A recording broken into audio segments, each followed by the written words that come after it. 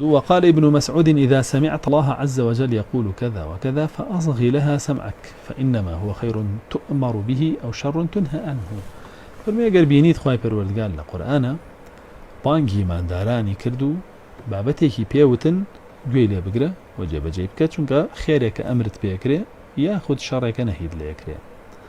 وقال ابن مسعود القرآن كلام الله فمن قال فيه شيئا فإنما يتقوله على الله. وريابا بزانا تعامل لقل شيء أكن ايوا لقل كلامي خوا تعامل أكن قرآن كلامي خواي پروردگارا قسەی خۆتی مەخەنە و تەفسیری خۆتی پێوە هەڵمەواسە چونکە تۆ وەکو ئەوە وایە قسەی خۆت وەکو قسەی خوا تەماشاکەی بیدێتە پاڵەوە. هەوا ڕزی خۆ لە خەڵک مەکە بەدین تەبیعەتی خۆ لە خەڵک مەکە بەدین براوە ڕێزەکە ئەوەی دینە ئەوە بە خەڵک بڵێ. وقال ابن عمر من ترك السنة كفر. ابن عمر فەرمێ هەر کەسێ بە تەواوی واز لە سنەتی پێغەمبەر بێنێ صلی الله عليه وسلم سنەتێ بۆ خۆی داڕێژێەوە کافر بوو.